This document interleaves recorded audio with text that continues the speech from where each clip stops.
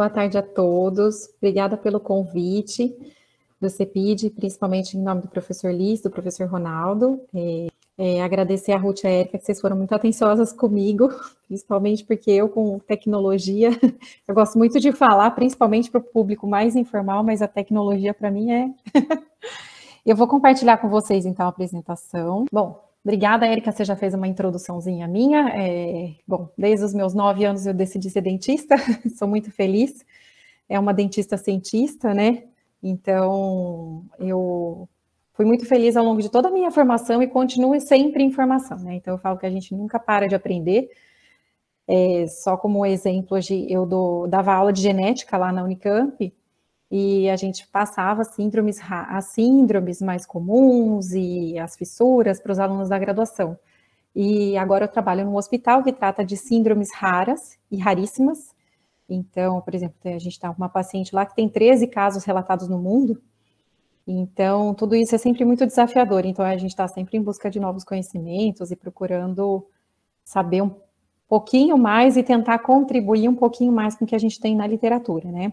E trazer isso de uma maneira, como você mesma disse, Érica, trazer isso de uma maneira mais palpável e que chegue acessível ao público-alvo, né? Que é a população em geral. Então, é transformar a ciência, levar a ciência para a realidade das pessoas.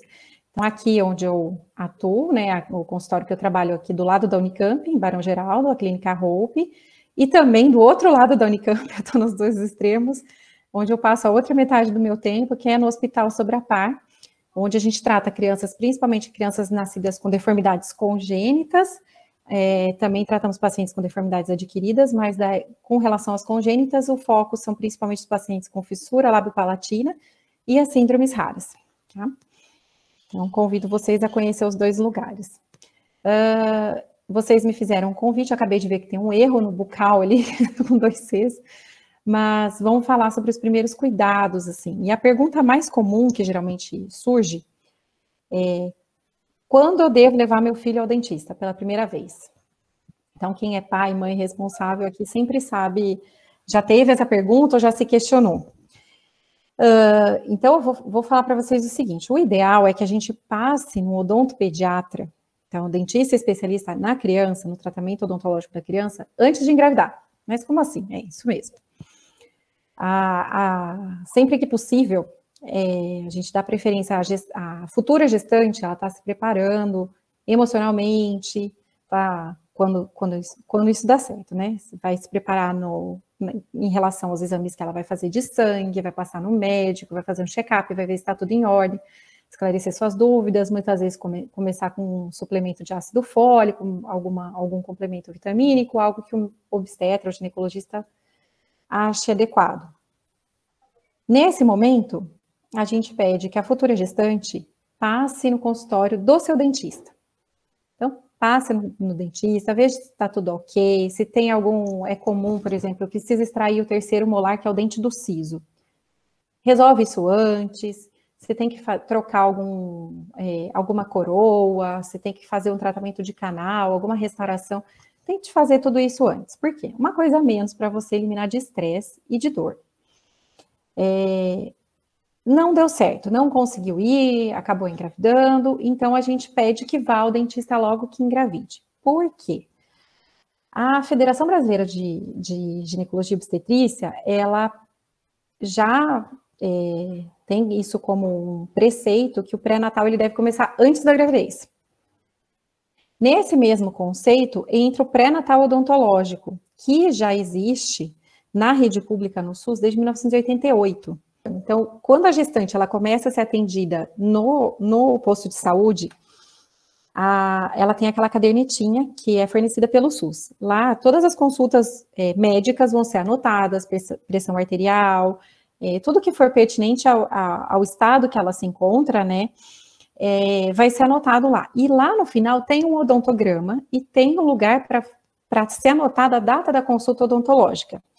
Quando a gente extrapola isso e traz para a vivência do consultório particular, a gente vê que esse conhecimento, embora a gente bata, é uma coisa que eu gosto muito, principalmente porque isso foca em prevenção, isso não é tão conhecido.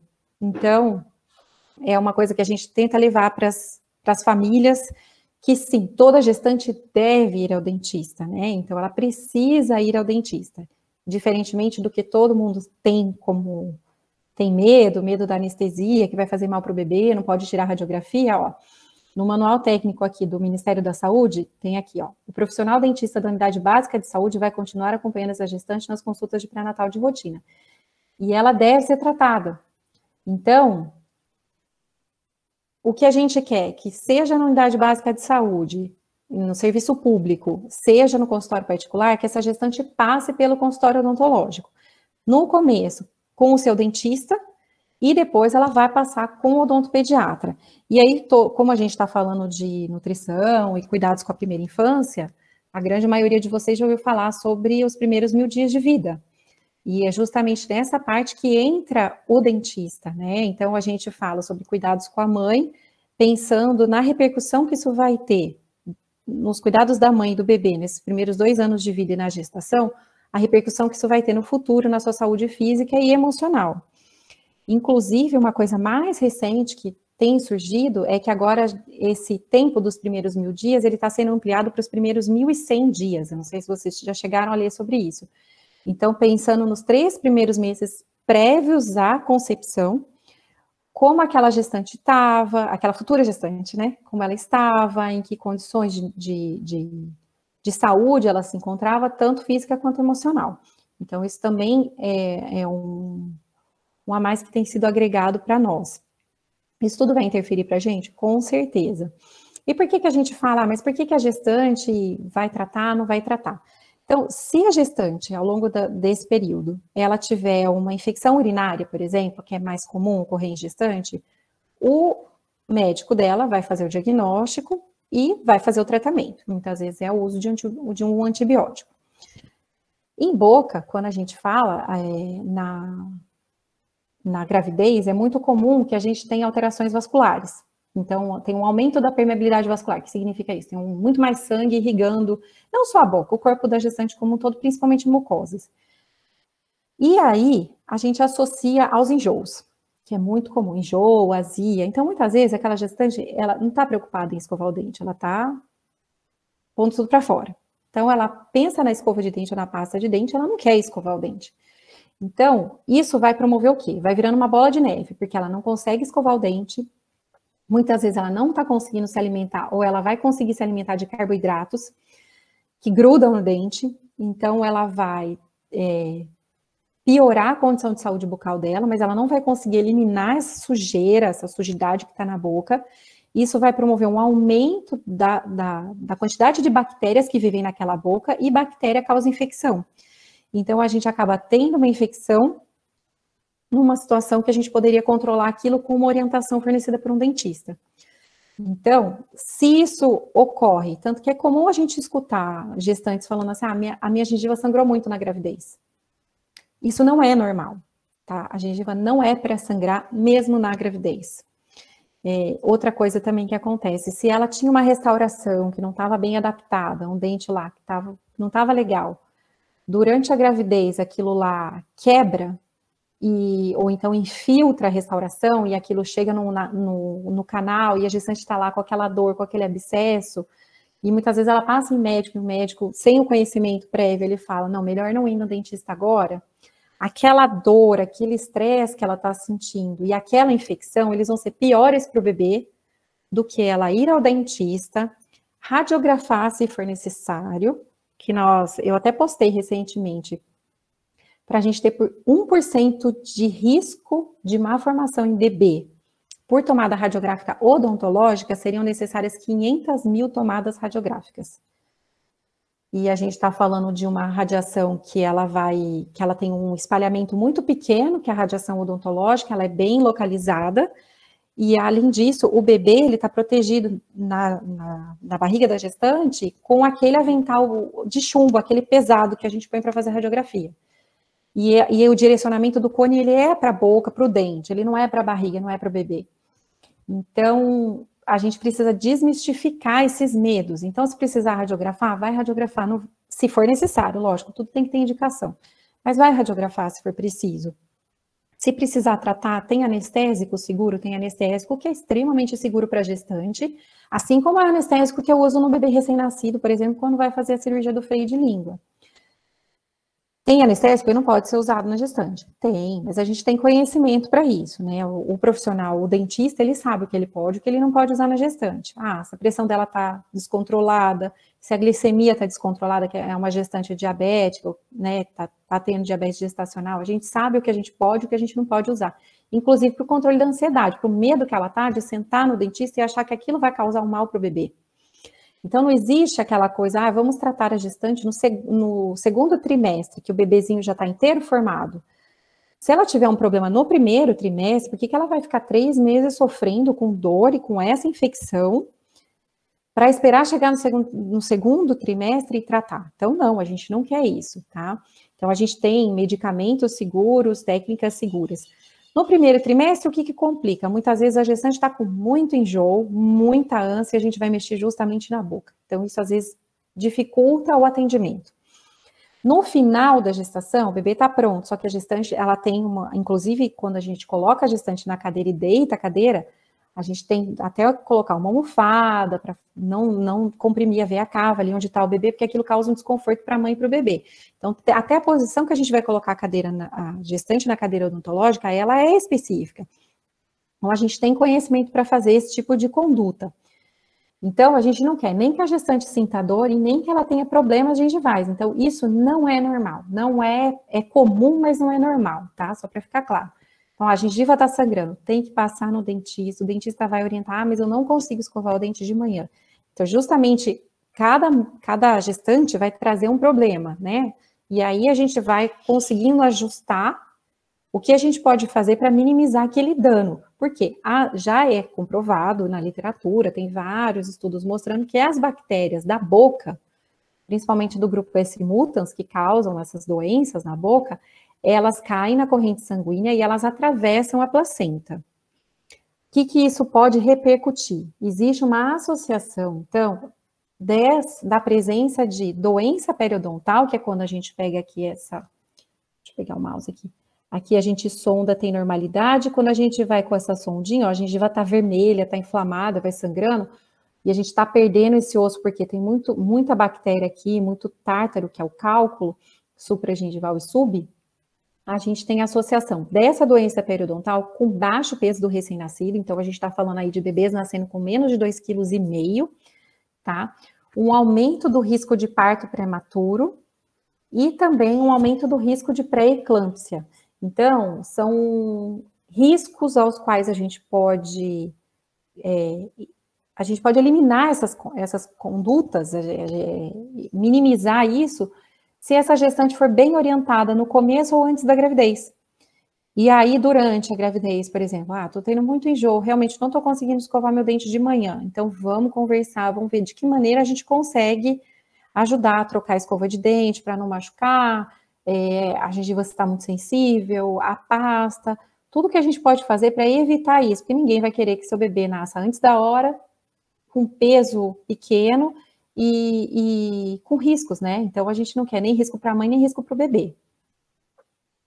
Assim que o bebê, vamos supor, não conseguiu fazer o pré-natal odontológico antes da gravidez e nem durante a gravidez, o que a gente pede? Nasceu, eu sei que tem uma, né, como a Erika disse, eu sou mãe também, a vida da gente muda mais do que 360 graus. Então, a gente,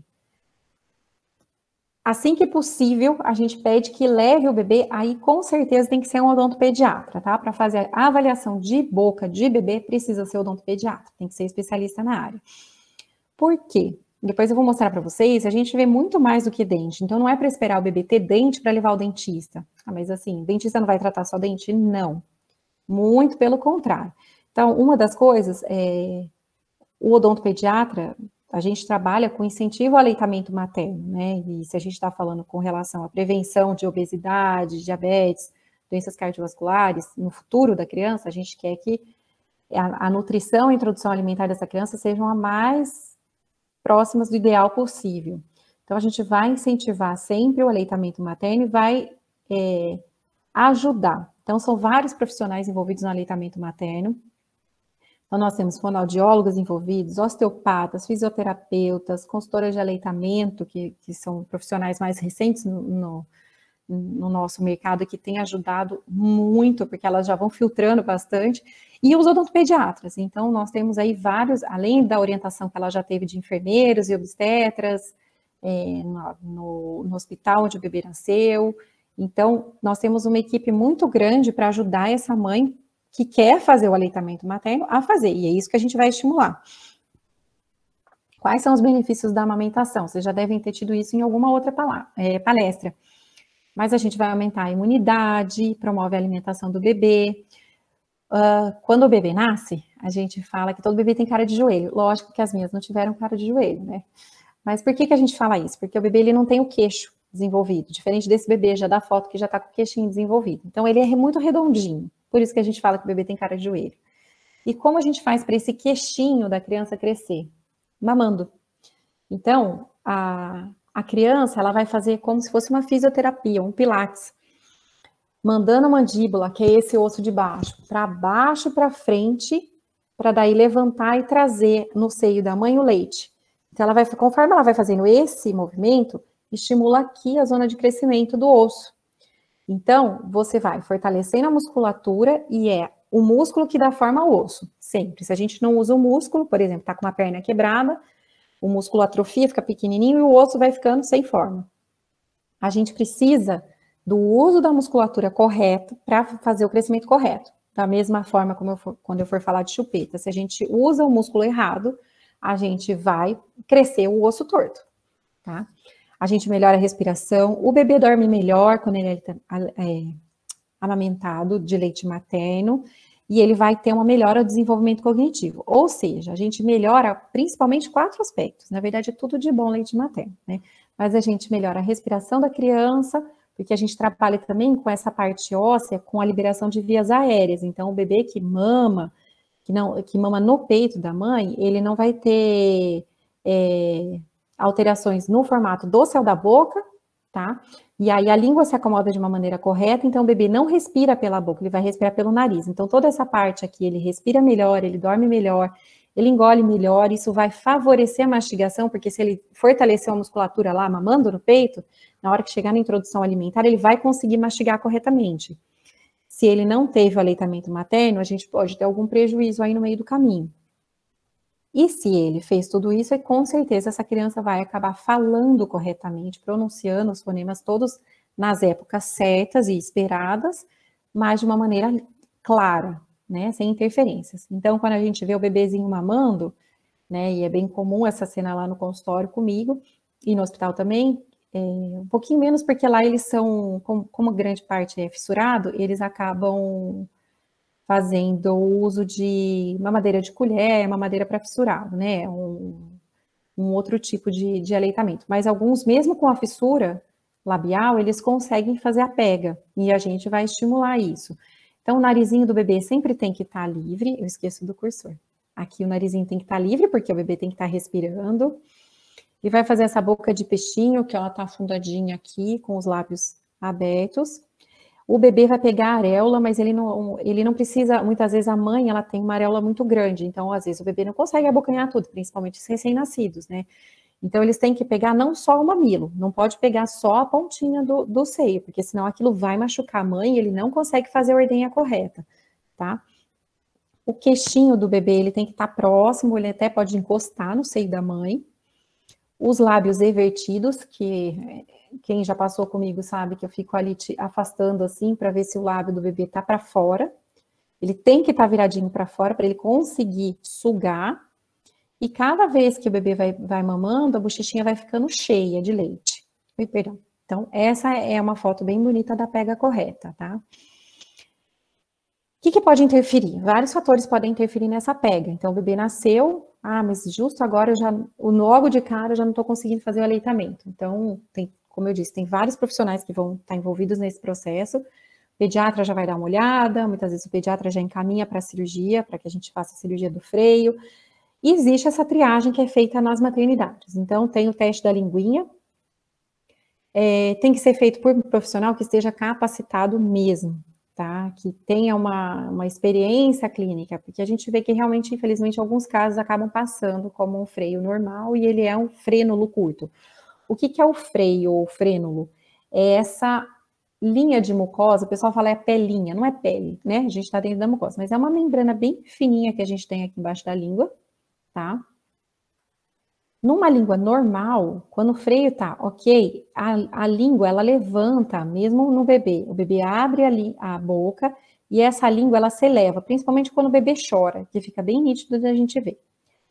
Quando tá lá na barriga da mãe, esse frênulo, ele tem que involuir, ele tem que diminuir, ele tem que regredir. Só que muitas vezes isso não acontece. E aí, o que que acontece? Quando o bebê nasce, a gente olha e vê que aquela língua não consegue levantar. Então, aqui a gente fala que forma um coração. Tem esse aspecto. Isso aqui está travando a língua. E a inserção incorreta da língua, ela vai trazer não só prejuízos para o aleitamento, tá? Ela traz prejuízo para o desenvolvimento da criança, porque a gente tem uma inserção, toda essa inserção de bridas, ela vai mexer com todo esse envolvimento postural, por isso que entra o osteopata, por exemplo, para fazer a liberação dessas fáscias musculares para a criança se desenvolver melhor. Então, vai mexer com fala, com mastigação. Eu vou misturar algumas fotos de crianças um pouco maiores, porque nem tudo eu consigo fotografar no bebê, vocês vão ver que não é fácil fotografar bebê. Então, aqui, por exemplo, mostrando uma criança, quais movimentos ela tem que fazer com essa língua. Então, tem que projetar. É comum os pais falarem assim, não, mas ela tá pondo, o bebê tá pondo a língua para fora. Tá pondo só no lábio, assim. Isso não é colocar a língua para fora, tem que pôr a língua para fora mesmo. Porque senão depois a criança não consegue falar direito. Aí fica com aquela fala do cebolinha, né? Não consegue pronunciar o R e alguns outros sons. Então, a língua tem que ser capaz de colocar atrás do último molar, do último dente, tem que fazer essa autolimpeza. Então, esses exercícios a gente tem que ver, porque senão a criança passa despercebida, e olha aqui, vocês conseguem ver a diferença que tem de elevação de língua, tá? Então, a criança tenta levantar a língua, mas ela não vai. Então, ela não vai conseguir brincar de mostrar a língua, não vai conseguir chupar sorvete, a fala vai ser prejudicada. Então, isso é prejuízo para a vida toda, tá? Além do que eu falei do desenvolvimento postural. Então, às vezes, está bem claro, a gente olha aqui, a inserção da língua está bem aqui onde vai nascer o dente, no rebordo. Às vezes, tem um chanfro, assim, uma marca na língua que está bem característica, está quase dividindo a língua no meio. Isso está errado, tá? A língua tem que ser pontudinha. Vou mostrar alguns casos aqui para vocês estão vendo, que não é fácil, nem tudo está com foco. Mas a gente tenta levantar a língua da criança, a língua não vai, ela está travada. Por quê? Isso aqui está errado. Então, a gente tem que fazer essa cirurgia e liberar esse freio. Tá vendo? Aqui também, ó, tá travado. Você tenta levantar a língua, ela forma até um copinho, tá vendo? Ela não consegue subir. Então, a gente trabalha com isso. Isso é uma das primeiras coisas que a gente avalia no bebê no consultório, né? Então, ó, bebezinho antes da o bebezinho antes da cirurgia, né? E o que a gente quer? Terminando a cirurgia do freio, vai lá pro peito e já vai mamar. Primeira mamada logo que faz, é boa? Não. Então, eu falo, não espere um milagre imediato, algumas vezes ele acontece, mas nem sempre. Mas é importante saber que isso aqui, ao longo dos dias seguintes, os seguintes 2, 3 dias, vai ser bem benéfico. E aí também outra coisa que é interessante comentar, às vezes os pais vão lá, né, ou os responsáveis, a gente faz a cirurgia do freio, só que o bebê não está fazendo o aleitamento materno, ou não consegue por algum motivo, e a mãe, aquele núcleo familiar não estava preparado, eles acabam abandonando o aleitamento, e fica mesmo na fórmula. E aí acaba muitas vezes entrando na mamadeira, né, que faz uma pega errada da língua, né. E o que acontece é que a gente vê a aderência. Então, a língua ela não foi usada para projetar, porque ela tem que vir aqui junto com a mandíbula, aí aqui em cima com a boquinha do bebê e embaixo ela vai esmagar o seio, né, para fazer a ordenha para o leite sair. Então, se a língua não foi usada nesse movimento de projeção para conseguir fazer a compressão do seio materno, ela não está sendo usada. Então, se ela não for usada e recém-nascido não fala, né? Então, se a gente não usa a língua nesse momento, de uma maneira correta, muitas vezes acontece de dar aderência, volta a cirurgia e tem que fazer a cirurgia de novo em algum momento. E aqui é o pós-operatório, que muitas vezes as pessoas ficam, ai meu Deus, como será que vai ficar, né? Às vezes dá ponto, às vezes não dá, é uma decisão que a gente toma na hora, anestesia, sim, igual anestesia odontológica, não tem diferença. Alguns profissionais fazem com anestésico de olho, mas eu falo que anestésico de olho é para olho. O de pele é para pele. E anestésico de odontologia é para boca, né? Então, cada remédio no seu local correto. Além disso, o que a gente olha no bebê? A gente olha algumas alterações, então, às vezes montam alguns cistinhos, algumas bolinhas brancas, os pais ficam preocupados, mas isso é tudo queratina que ficou em excesso, isso daqui vai estourar, mas a gente faz orientação no consultório. Conforme os dentinhos vão nascendo, a gente pode observar se tem alteração do número de dentes ou da forma dos dentes. Observar se tem alguma bolinha, alguma alteração na mucosa daquela criança que precise ou não de intervenção. Então, uma criança ainda com seus dentes em erupção, com uma mucocele, que é uma bolinha de saliva que tem que ser removida, foi por causa de trauma. Bateu a boquinha e depois formou isso. A gente observa, além do freio lingual, aqui é uma criança maior, mas para vocês já terem uma ideia, esse freio teto-labial, que é o de cima, esse, em raríssimos casos, a gente vai fazer intervenção no bebê pequeno. A gente acompanha, e isso, se precisar de intervenção, vai ser feito mais para frente, lá para os seus 8, 9 anos de idade. Mas a gente já orienta esses pais como eles vão escovar esse dente. Porque se essa escovação não for correta, essa criança vai ter cárie, e cárie significa dor, dor significa redução da qualidade de vida, porque a criança não se alimenta e ela sente dor o tempo inteiro. A gente também observa, por exemplo, casquinha de pipoca, né? Agora na pandemia isso aqui aumentou bastante, né? Então vai formando algumas lesões aí que a gente precisa geralmente fazer alguma intervenção mínima, tá? Infecções podem ser frequentes na boca, então às vezes o bebê ainda nem apareceu no consultório, mas ele já tá lá com, que nem esse caso aqui, de estomatite. Então são aquelas aftas múltiplas que aparecem na boca da criança, tem origem viral, então algumas infecções são fúngicas. Agora as crianças estão usando muita máscara, elas transpiram, e aí aumentou bastante a quantidade de candidíase, infecção por fungo, infecção por vírus, que forma uma lesão, também infecções por vírus, infecções bacterianas, outras infecções fúngicas. Então a gente tem, o odontopediatra que vai ter que olhar isso aí. Muitas vezes o bebê vem encaminhado do pediatra, o pediatra olhou, descartou um problema sistêmico, não, a alteração é só bucal, então daí passa para o dentista, e aí a gente faz o tratamento, a intervenção, a conduta desses casos, tá?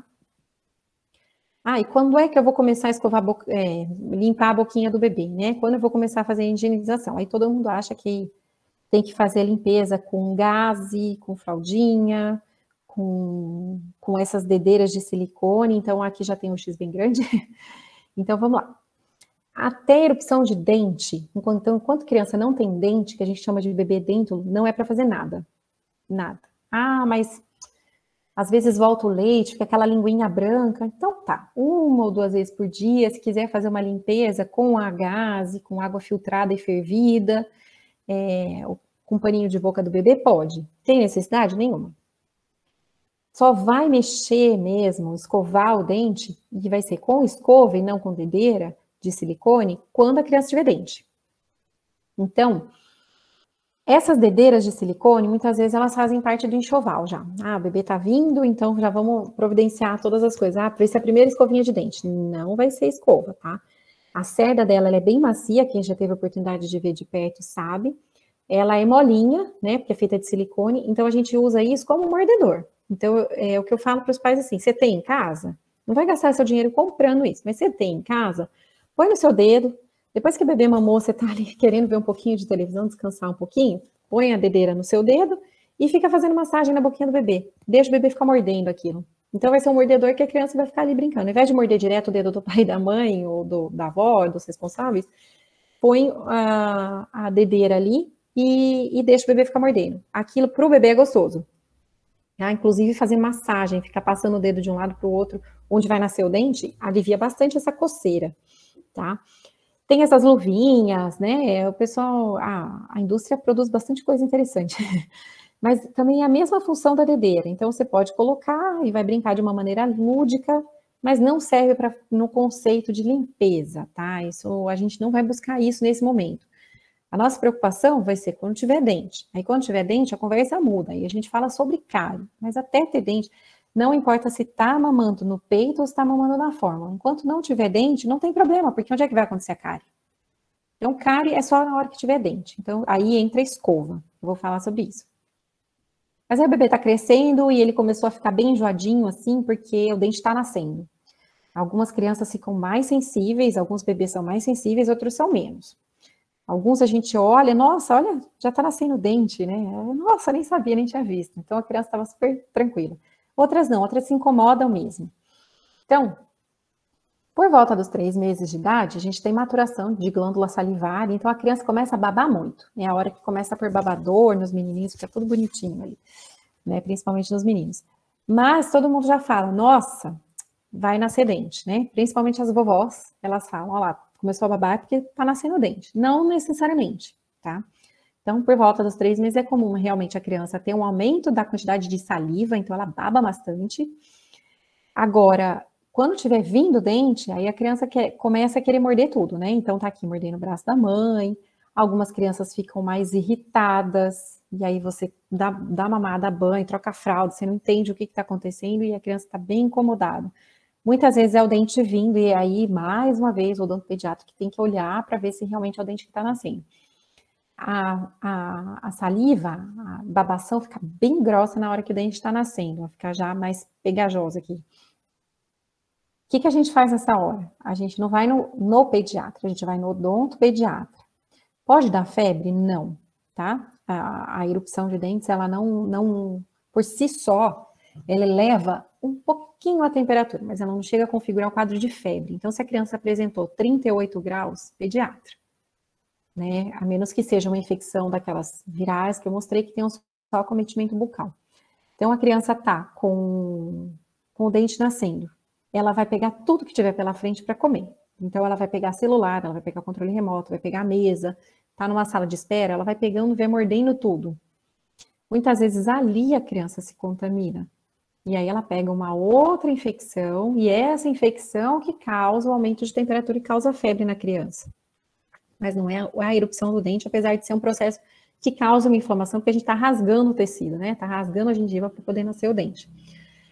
A gente não indica pomadas anestésicas, então tem algumas marcas, não vou falar nomes, mas são bem comuns na área médica aí, e a gente pede para que isso não seja usado, tá? Então, a gente prefere fazer alívio de sintoma de erupção de dentes com mordedores, alguns gelados, deixa eu mudar aqui, deixa eu ver aqui, peraí que eu já volto. Tem alguns mordedores, ó, que tem um líquido dentro, então você coloca na geladeira, alguns têm umas serrinhas, umas bordinhas parecidas com a da dedeira, uns são mais duros, outros são mais macios. É isso que a criança precisa porque é seguro, é feito para a faixa etária que a criança se encontra, né, não tem risco, e a criança vai mordendo e aliviando esse sintoma, essa coceira que causa.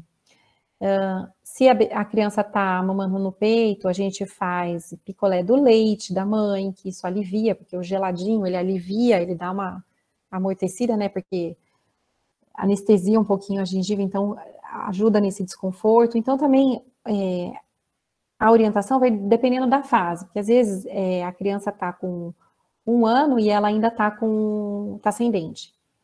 Então, mas ela já está comendo. Então, até a introdução, por exemplo, vamos morder uma cenoura, tem que ver o que a criança já está comendo para a gente também poder ajudar com relação à alimentação, para aliviar um pouquinho, com relação à consistência da alimentação, aliviar esse desconforto. Então, o uso de pomadas locais não se faz, tá? Então, o que a gente vê, assim, na hora que o dente está nascendo, a gente começa a ver, a gente enxerga bem, assim, essas bolinhas, sabe? O rebordo da criança, ele fica espesso. E aí o dentinho começa a aparecer, ó. Ele fica aqui, ó, mais gordinho, tá vendo? Então dá pra gente ver que realmente é o dente que tá nascendo. A gente passa o dedo, conforme a gente passa onde tá nascendo o dente, fica branco. Dá pra ver ali que tá branquinho, porque o dente já vai rasgar, tá? Então aqui, ó, dentinho começando a nascer, tá vendo? Um pouquinho de nada. A partir desse momento que a gente fala, volta pro consultório, que daí a gente tem que mostrar pra vocês e fazer a orientação da escovação. Tem luva mordedor, né? Isso em lugares quentes, acho que não rola muito. em lugares que são mais frios, é o mesmo material com que é feito o brinquedo da criança, esses mordedores, ele está na ponta de uma luvinha, então você coloca na mão da criança e o bebê fica lá mordendo. Tem esses colares mordedores também, que são bem interessantes, em algumas palestras eu até fico com eles e com o bebê no colo, o bebê morde mesmo com vontade. Ele é macio, ele é rígido, né, mas ele é um macio que é confortável para a criança, que é também desse material com que é feito o mordedor. E nessa consulta, nesse momento que o dentinho está nascendo, que a gente vai explicar para as mães, porque é tanta coisa, né? Cada fase vai ficando mais difícil, são muitas informações, e nessa hora que a gente vai explicar por que é importante manter dente de leite. Porque é muito comum a gente escutar assim, mas dente de leite vai cair. Então, para que eu vou fazer um tratamento no dente de leite? Ele vai cair mesmo. O dente de leite, a gente chama de dentição decídua, ela tem inúmeras funções, inúmeras. Se ela não fosse importante, ela não estaria presente, né? Isso a gente pode ter certeza que a natureza é muito sábia. Então, além de auxiliar na mastigação e na digestão, que a digestão começa pela boca. Então, se a criança está mastigando bem, ela vai engolir o alimento já bem triturado, já quase numa fase líquida. E depois ela vai ter aquela digestão facilitada, ela vai ter um bom aproveitamento dos nutrientes daquela alimentação que ela está recebendo, e ela vai ter uma boa digestão, uma boa funcionalidade do intestino dela. Então, o desenvolvimento vai ficando cada vez melhor. Os dentes de leite, eles também auxiliam no crescimento do osso. Então, se a gente perde o dente de leite antes da hora, algumas medidas têm que ser tomadas, porque a altura do rosto da criança, ela modifica. Se perde um dente, o outro vem para frente, a criança começa a ficar com o queixo torto.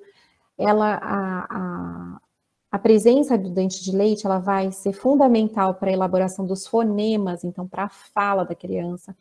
Tem a função estética e também vai servir de guia para a erupção dos dentes permanentes. Então, o dente permanente que vai vir depois, ele tem que saber exatamente para que lado que ele tem que nascer.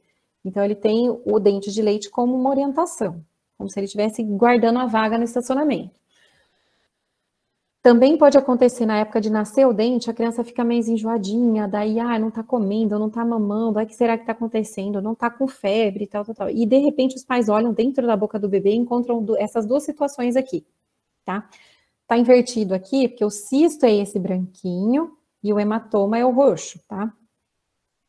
Mas o que acontece? No processo de erupção, não falei que é um processo inflamatório? Na hora que esse dente está erupcionando, às vezes acumula um pouco mais de líquido ali, inflamatório, ou com ou sem sangue.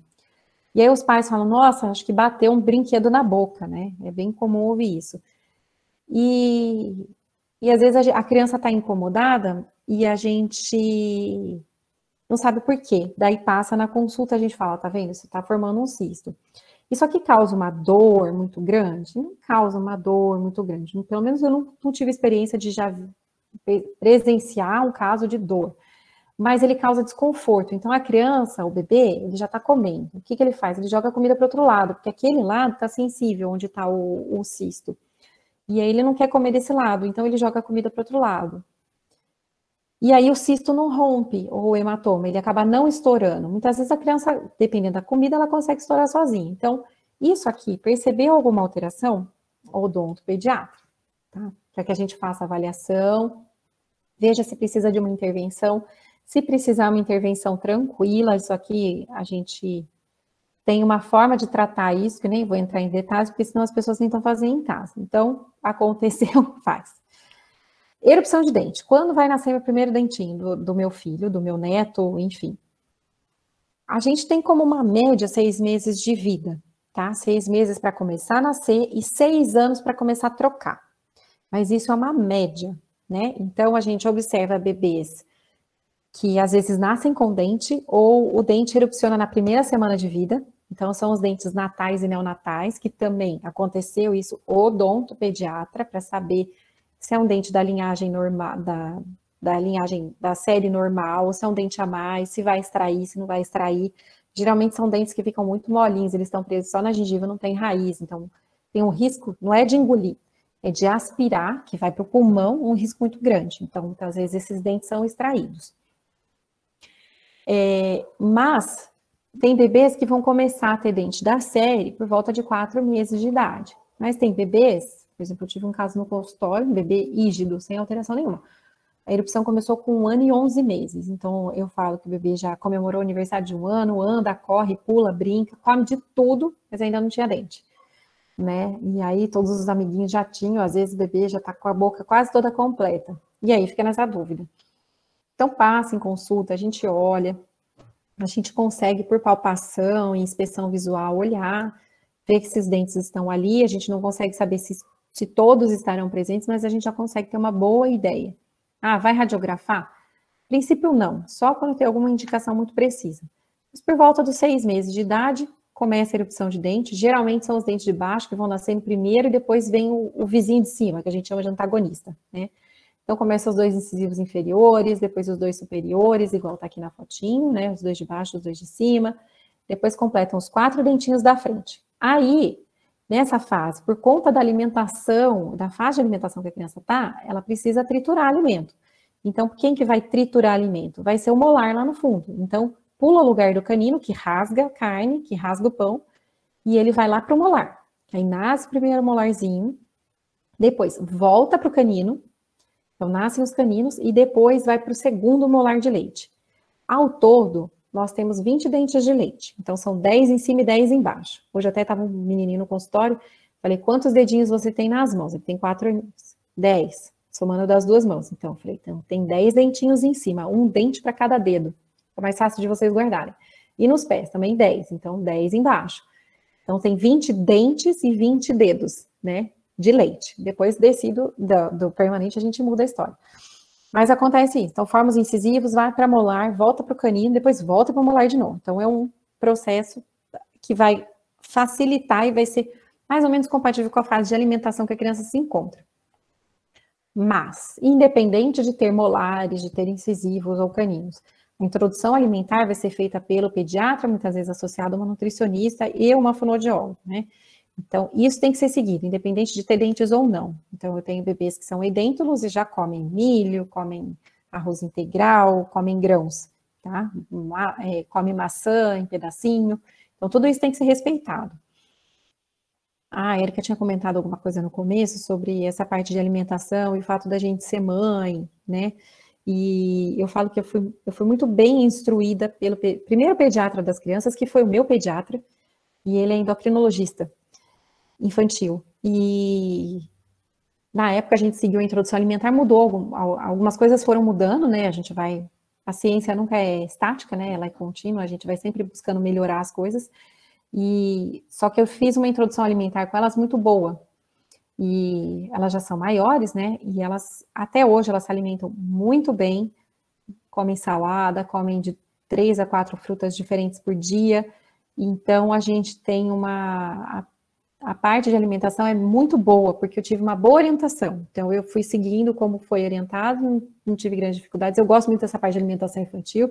Já dei até entrevista na Band aí, apareceu uma vez, falando sobre essa parte de lancheira das meninas, por conta dessa orientação boa que eu recebi. Então, por isso que é importante a gente passar a informação, né? Eu recebi uma informação muito boa, eu fui muito bem orientada, e aí eu pus isso em prática e as crianças são super saudáveis e a alimentação delas foi muito boa nesse período de introdução alimentar, né, na primeira infância, e eu colho os frutos disso até hoje. E eu sei que elas vão colher frutos disso ao longo dos anos delas, né? Nasceu o dente. Aí, vamos falar sobre doença cáries, sobre gengivite. Eu vou pedir para vocês olharem essa foto aqui dos dentes. Dá vontade de pegar o dedo e ir raspando aqui essa sujeira. Espero que vocês tenham essa mesma vontade que eu tenho. Então, isso aqui significa o quê? Significa que está acumulando sujeira. Então, a escovação não está sendo eficaz. Como vai ser feita essa escovação? Então, vamos falar por partes, tá? Nasceu o primeiro dentinho.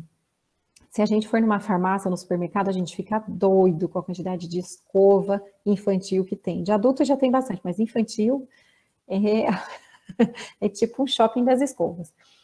No consultório, nessa consulta de orientação, que acabou de nascer o primeiro dentinho, a gente mostra alguns tipos, né? Todo no pediatra tem um monstruário, acabei deixando no consultório e não trouxe.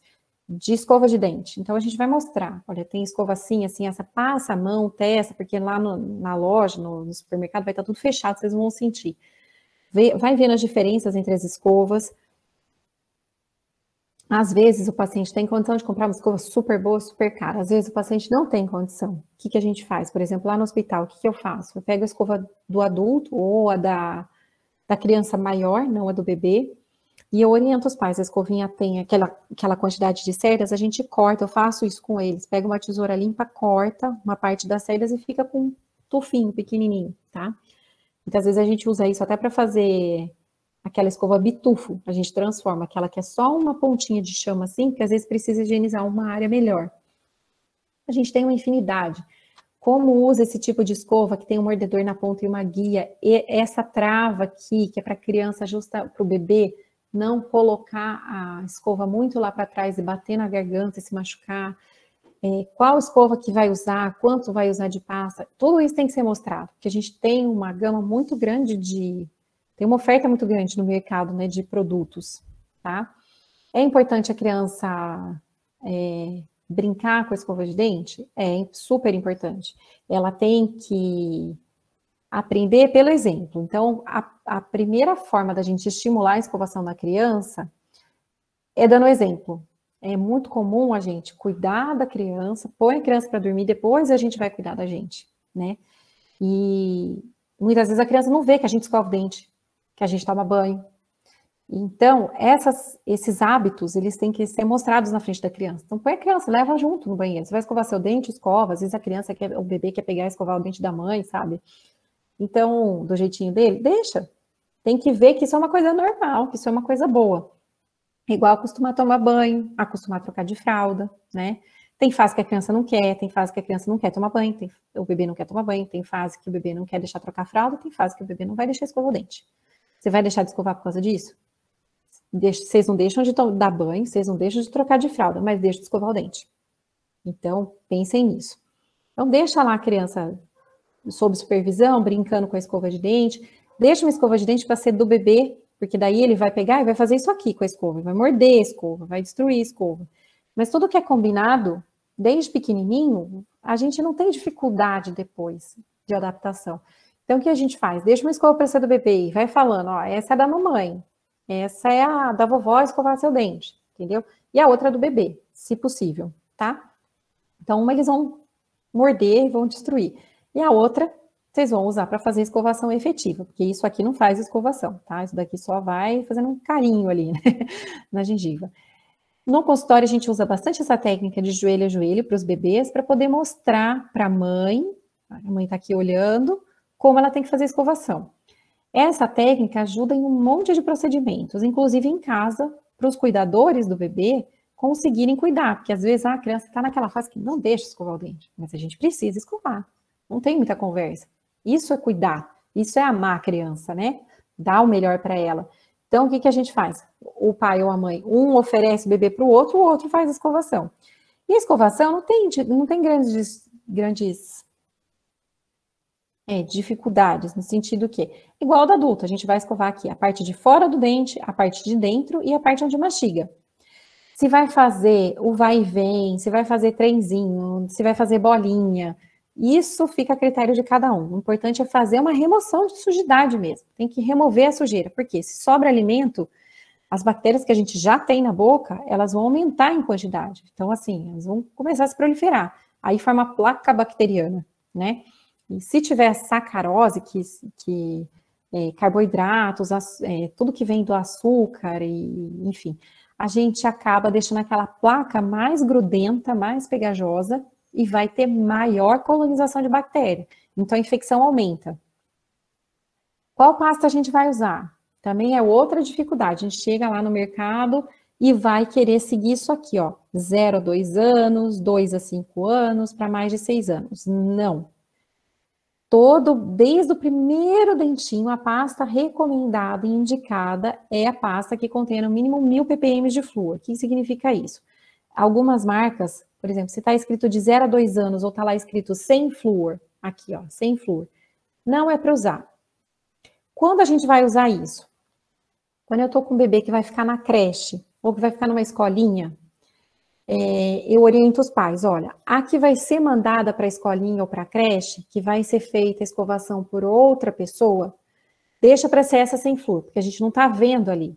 E a gente não vai exigir esse tipo de função de uma pessoa que não é para fazer isso. Então, vai ter uma escovaçãozinha na escolinha? Vai, ok.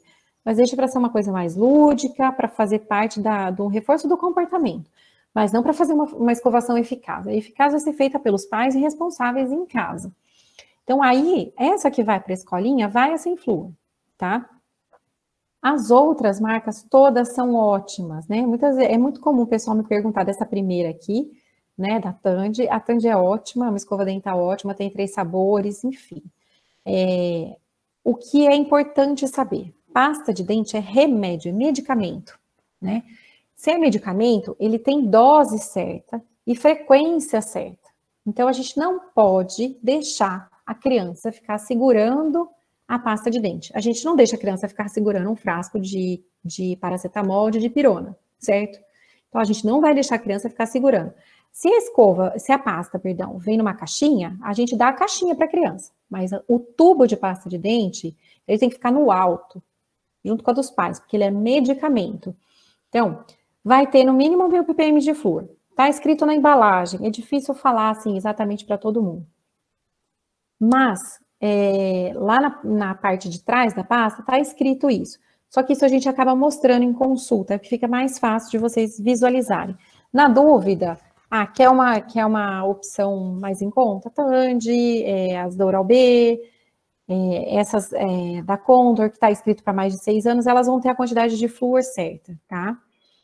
Como eu falei, medicamento tem dose e frequência certa. Então, até os 3 anos de idade, é um cheirinho de pasta. Eu falo assim para os pais, se tiver fazendo espuma, tá errada a quantidade. Então, começa assim, guardem isso. Então, principalmente nos bebês, porque muitas vezes os pais, os cuidadores, eles têm medo de usar pasta com flúor no bebê, porque acha que vai dar fluorose, que vai ter algum risco. Tudo isso já tem muito tempo de estudo, são mais de 30 anos de estudo para a gente ter, por exemplo, a gente tem o Jaime Cury, que é um professor lá da Unicamp, que é um bioquímico muito respeitado na odontologia, ele tem estudos seguidos de estudos de qual é a concentração, qual é a quantidade correta de pasta de dente que tem que ser colocada para a criança, para não ter risco. Então, isso que a gente está passando para vocês são situações que não têm risco, só que isso tem que ser seguido. Então, não adianta eu falar para vocês, olha, é um grão de arroz cru até os 3 anos de idade, que é essa primeira escovinha aqui. E vocês colocarem essa quantidade achando que é a pasta que vai limpar a boca do bebê, e não é a pasta. O que limpa é a escova. O flúor, ele é um medicamento que tem ação tópica. Então, ele vai agir no dente, só que ele depende da frequência, porque cada vez que o bebê come, ele pode perder mineral do dente. E aí, como a gente vai repor isso? Tendo o remédio ali o tempo inteiro, porque depois aquilo lá vai ser perdido. Então, nessa primeira fase, nessa primeira infância, que é o que a gente está falando, de 0 a 3 anos de idade, o que a gente precisa? De um grão de arroz cru. O que é isso? A gente vai pegar a pasta de dente, vai pegar a escova e vai levar a escova no tubo de pasta e dar uma sujadinha. Pega 2, 3 tufinhos de cera de dente e dá uma sujadinha. Eu peço no consultório, isso é uma conduta minha, que até nascer molar, faça isso 2 vezes por dia, de manhã e de noite. Depois que tem molar, aumenta para 3 vezes, porque os molares são aqueles dentes do fundo, que a gente mastiga, os gordinhos, eles têm desenhos, eles têm sulcos, né, bem pronunciados. Então, ali a gente acaba retendo mais alimento. Então, é preferível que faça mais uma escovação, tá? Acima de 3 anos de idade, por que 3 anos? Porque antes dos 3, a criança não cospe. Ela é bonitinho, né? Quem é pai e mãe aqui sabe, ou avô, avó, e a gente fala, vamos cuspir. Aí o bebezinho lá, com 2 anos e meio, ele vai engolir, depois ele finge que ele cuspiu, entendeu? Porque eles ainda não têm essa noção de cuspir. Então, eles não conseguem pôr essa pasta para fora. Então, até os 3 anos, a gente usa menos pasta. A partir dos 3 anos, tá cuspindo legal? Ok. Né? Então, o que a gente muda? Do grão de arroz cru para o grão de ervilha cru. Tá bom? Então, geralmente nessa fase, a gente tá com essas escovas de dente que tem essas cores. Que eu não sei se vocês já viram por que tem essas cores, né? Não é só lúdico, bonitinho, porque a criança vai lá e vê que é tudo colorido. Também isso faz parte. Mas aqui facilita para os pais saberem quanto eles vão colocar de pasta de dente para a criança escovar, tá bom? Até os 5 anos de idade, os pais têm que escovar o dente da criança, ou os responsáveis, ou os avós, tá? Depois dos 5 anos de idade, aí que a criança começa a escovar sozinha, para valer, né? Então, café da manhã e almoço, a criança escova, na janta, a criança pode até escovar, mas aí os pais têm que ir lá escovar e passar o fio dental. Aí vocês vão falar para mim, mas precisa passar fio dental? Precisa, desde o primeiro dentinho. E não é porque tem um dente só que não vai usar, e não é porque a criança tem os dentinhos separadinhos que não vai usar. Ah, mas o dente do meu filho é super separado, não gruda alimento. Vai passar fio dental, tanto se for com dentinho assim ou assim, tá? Por quê? Eu falo que fio dental é seguro de vida, tá? É seguro financeiro, tá bom? Então, se vocês não quiserem ter um problema assim a longo prazo, que você tem não só um dente com cárie, mas 2 dentes com lesão de cárie, então você tem 2 dentes para tratar, começa a usar o fio dental. Porque a lesão entre os molares, principalmente entre os molares, ela vai acontecendo de maneira silenciosa.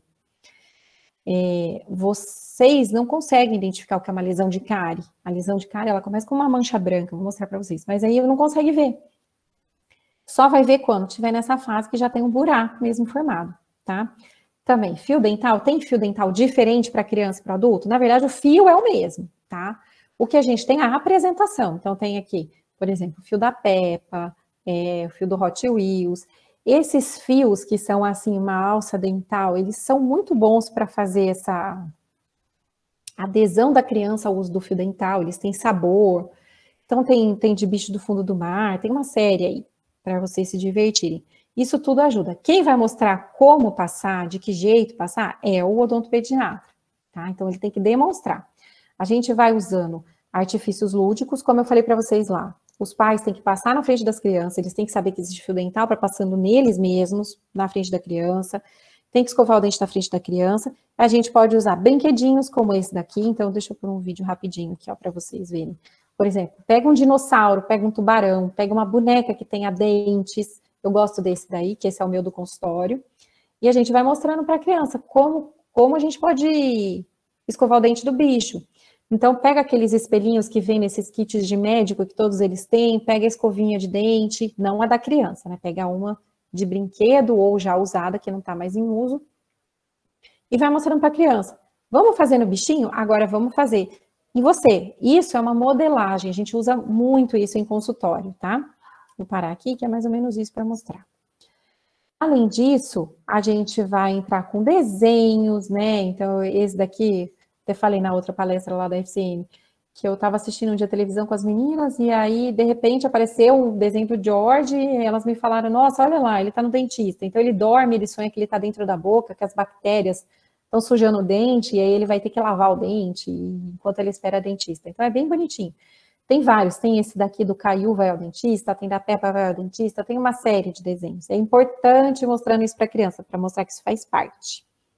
Até os 2 anos de idade, a gente reforça esse programa da OMS dos primeiros 1000 dias de vida, onde a gente não introduz açúcares para a criança. Então, não vai adoçar o chá com mel, nem com açúcar. Às vezes, nessa idade, a criança já entrou em contato com açúcares por causa de medicamentos, né? Que também dá antibiótico para a criança. Se ele não tem um doce ali, fica mais difícil. A gente vai preconizar uma alimentação saudável. Por quê?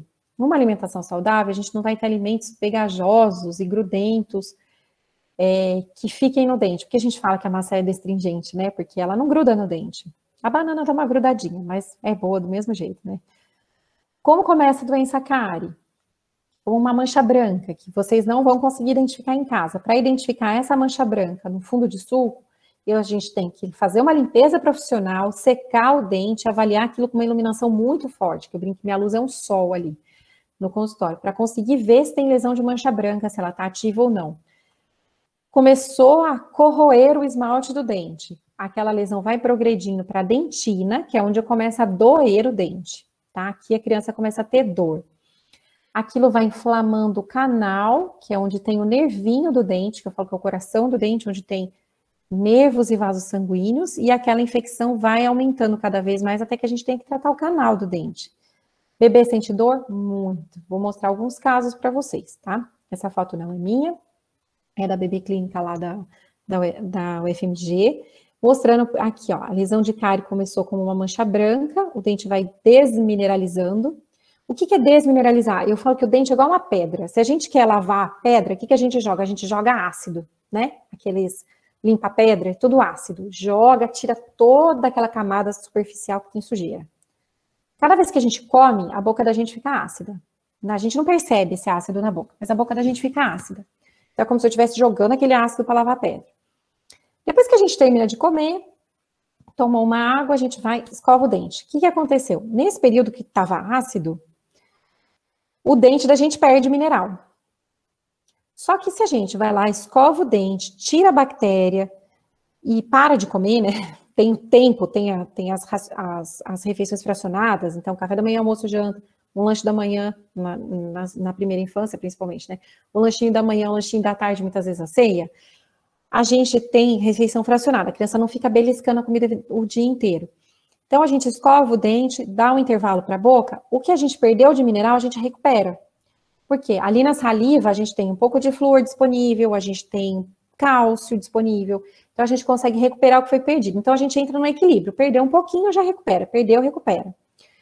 Se a criança fica beliscando o dia inteiro, se ela sente dor em algum dente, ela não consegue comer uma carne, um arroz, um feijão, ela vai preferir alimentos pastosos, vai preferir bolacha, leite muitas vezes adoçado, ou leite com achocolatado, e ela consome aquilo, iogurte o tempo inteiro, ela está o tempo inteiro deixando aquela boca ácida. Então, ao invés de ter aquele equilíbrio, ela só está perdendo. Então, ela vai perdendo o mineral do dente. Então, quando a gente olha, no começo, é mancha branca. Aí começa a formar um buraco. E rapidinho, porque o dente de leite ele é pequenininho, rapidinho a gente perde o dente inteiro, a bactéria vai pelo canal do dente e contamina aqui o osso, tentando chegar no dente permanente. Então, isso é um processo muito rápido e dói. Só que criança é uma benção, né? E criança reclama um pouquinho só de dor. Ela não vai reclamar muito, só que ela vai se adaptar. Ah, tipo, essa comida eu não vou comer porque dói meu dente. Inconscientemente ela tá pensando isso. Então ela não come mais aquilo, ela vai comendo outras coisas. Então, ó, começa como mancha branca, uma linha branca no dente. Nem toda mancha branca é mancha de cárie, mas toda cárie começa como uma mancha branca, tá? Por isso que o dentista, o odontopediatra tem que fazer esse diagnóstico. Aí começa a quebrar o dente, esburacar. O buraquinho vai aumentando, olha a falta do fio dental aqui, até que chega nessa situação, em que um dente foi totalmente condenado e o outro precisou tratar o canal. Mas vai tratar o canal do dente de leite? Vai tratar o canal do dente de leite se ainda tiver condição de salvar o dente, tá? Dura que muitas vezes não tem mais condição. Vou mostrar um festival aí de boquinhas bem judiadas para vocês, tá? Então dá pra gente ver que esses dentes foram todos destruídos, não tem mais nem formato de dente, tá vendo? Todo esfarelando, fragmentando, ó, falta de fio dental. Isso aqui a criança não consegue comer, gente. A dentina tá exposta, que é a parte de baixo do dente, primeiro a capinha de fora é o esmalte, né? Por baixo a dentina. A criança não consegue comer, ela tem dor. Até ela entender, o tratamento de uma criança como essa, a reabilitação de um bebê assim, é muito difícil, tá? E é sofrido para os pais, é sofrido para a gente que trata. Só que é mais sofrido deixar a criança ficar desse jeito, porque daí ela para de comer, então ela modifica bem o hábito alimentar, ela não vai ter função, ela não mastiga, o dente vai sendo destruído, totalmente destruído, dói para escovar o dente, a gente chega com situações assim, olha, com o dente exposta, aqui é infecção, olha a bolinha, tá? Isso aqui é infecção, forma que nem uma espinha na gengiva, chegando lá no dente permanente, indicando que o canal todo do dente está cheio de bactéria. Aqui, ó, entre um dente e outro, a gente tem lesão de cárie. Aqui, quando eu extraí esses dois dentes, que não tinha mais chance de salvar, eu juntei para mostrar para os pais, olha, se tivesse, lembra que eu falei que é o seguro de vida? Se tivesse passado o fio dental, se tivesse usado com frequência, tivesse tido essa orientação desde o começo, isso não teria acontecido. Então, a criança, eu não consegui tratar, como precisei extrair os dois dentes, né? Aqui uma criança, olha, de 5 anos, não tem mais dente, tirando esse canino aqui, chegou para mim assim, ó. Não tinha mais dente, não tinha mais coroa. a criança não come. Lembra que eu falei lá atrás de funções de dente de leite? Um deles é o crescimento. Então, a criança, ela estava igual o idoso. Por que a gente fala que é a boca de velhinho? Que o idoso, ele perde o dente, perde essa altura aqui. Então, fica assim, afundadinho, tá? A criança estava desse jeito. Então, precisa de uma reabilitação, precisa, muitas vezes, de uma fono, até para ajudar essa criança a voltar a comer depois, né? Então, aqui, esse quadro, por exemplo, uma criança que, depois que a gente começou o tratamento, um bebê de 2 anos, né? Foi um tratamento bem demorado, muitos dentes foram perdidos, no começo a gente tinha intenção de preservar esses 4 dentes aqui, hoje em dia ela já está com 6 anos, aí tá super bonita e saudável, mas a gente viu que realmente alguma coisa estava meio descompensada e por conta do tratamento odontológico eu acabei descobrindo que essa bebê era diabética, né, então tem diabetes, mas hoje em dia está sob controle, que a gente quer isso aqui, tá? Então, ela já tinha um problema que agravava, mais uma complicação sistêmica que só piorou o problema. Então, uma coisa prejudicou a outra. Então, uma infecção foi piorando a condição sistêmica dela, foi piorando as infecções. Então, uma criança que a gente tem que cuidar com muito mais atenção. Bebê bem... que exige que demanda da gente um esforço bem grande dos pais também. Porque não adianta também, a gente faz aquela reabilitação, faz aquela restauração linda no consultório. E os hábitos não modificam. Então, muitas vezes, antes de começar a fazer qualquer tipo de tratamento, eu tenho que modificar os hábitos da família, os hábitos alimentares da família, a rotina da família. Porque se eu não modificar aquilo, não adianta eu fazer aquela restauração com os melhores materiais, seja no hospital, que eu tenho muita doação, seja no consultório, a gente procura ter os melhores materiais. Não importa, se a boca estiver ácida, a restauração não vai ficar. Então, ela vai acabar caindo, tá?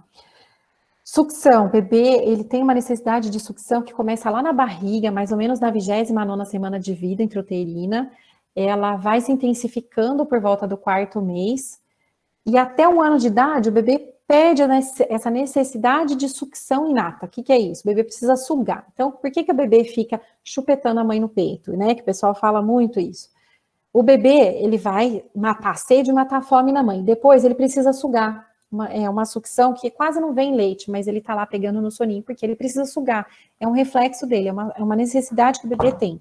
Só que depois eles perdem essa necessidade. E por que a gente vai falar sobre isso? Porque se o bebê não tiver sob aleitamento materno e a mãe entender, mais uma vez, a importância do pré-natal, entender que ele precisa daquele tempo no peito, ou o bebê não estiver sendo mais alimentado no peito e os pais acabarem introduzindo chupeta, ou ela acabar chupando o dedo, ou depois começar a roer unha, esses hábitos de sucção não nutritiva, eles vão trazer uma série de danos, tá? Quando o bebê está no aleitamento materno, a gente sabe que qualquer bico artificial que entrar, seja mamadeira, algum copo diferente para dar o leite, ou chupeta, isso tudo vai prejudicar o aleitamento materno. Isso está bem estabelecido, tem confusão de bico, a gente reforça isso. Então, tem que ser uma escolha. Quer fazer o aleitamento materno exclusivo? Esquece chupeta, esquece mamadeira. Ah, estou voltando para o trabalho. Onde que eu vou oferecer esse leite? A gente já vai falar sobre isso. Ah, mas é a avó que vai dar o leite. Então, assim, tudo isso tem que ser conversado, tem que ser orientado conforme que a família traz para a gente, tá? Entrou na chupeta. A gente não recomenda a chupeta, tá, gente? Isso dá realmente confusão de bico. A chupeta, ela vai fazer um pilates errado, uma fisioterapia incorreta. Lembra que eu falei que o bebê precisa mamar no peito para poder formar a musculatura, desenvolver a musculatura e formar o osso da maneira adequada. Se a criança, e é comum, se você pegar um bebê e colocar uma chupeta, dificilmente ele pega de primeira. Mas se você ficar insistindo, toda hora oferecendo chupeta para o bebê vai pegar. Ele vai aprender a chupar a chupeta. E aí, bebê chorou, dá a chupeta. Bebê tomou vacina, dá a chupeta. Bebê não sei o que, dá a chupeta. Bebê tá com sono, dá a chupeta. Bebê vai aprender que qualquer coisa ruim que ele esteja insatisfeito com a vida, ele vai ganhar a chupeta. Então, ele vai ter um amuleto. E nisso não é legal. Em vários aspectos do desenvolvimento neurológico, emocional dessa criança. E físico também. Por quê? A chupeta, não importa qual chupeta seja, ela vai promover um posicionamento inadequado da língua dentro da boca, E esse estímulo da chupeta, aqui a língua, a chupeta e o céu da boca, ela vai alterar o formato do céu da boca, e aí a criança vai começar a ter uma mordida aberta, deixa eu mostrar aqui, uma mordida aberta, diferentemente dessa aqui. Isso vai promover uma respiração bucal, a língua fica hipotônica, a criança, o que significa isso? A língua não tem força, então ela vai se esparramando, aí a criança vai comer, além dela cansar, assim, porque ela precisa respirar pela boca, ela não tem força na língua para poder ajudar na mastigação e na deglutição. Então, aí a gente piora tudo aquilo que a gente estava tentando fazer de uma maneira correta. Vou mostrar um vídeo para vocês que eu fiz, mostrando exatamente o que acontece com a chupeta. Deixa eu tirar o som, né? Olha, enquanto vocês dão uma olhada. Então, mas meu bebê já está com chupeta. Pede para o odontopediatra, conversa, olha como altera a arcada da criança. Faz uma atresia de maxila, que a gente fala, ela fica, a parte de cima da boca, ela fica toda apertada, tá? Deixa eu pôr de novo para vocês olharem. E a gente prejudica o desenvolvimento ósseo, o desenvolvimento craniofacial da criança, o desenvolvimento emocional, o desenvolvimento cognitivo, porque a respiração fica uma respiração bucal. Uma série de fatores vão ser alterados aí no desenvolvimento do bebê. Mas eu já tô com a chupeta, o que eu faço? Lá no consultório e no hospital, o que eu falo é o seguinte, no hospital os bebês não podem chupar a chupeta, então já facilita, mas por conta das cirurgias, né, da fenda. Eu falo o seguinte, entrou na chupeta, a gente vai orientar como usar e quanto usar, então só para pegar no sono, só para confortar nos momentos de dor, pegou no sono, tira, não deixa 50 mil chupetas espalhadas pela casa, às vezes a criança tem 8 chupetas, some com isso. E por volta de, no máximo, 1 ano de idade, tira. É muito comum vocês encontrarem, tira até os 2 anos.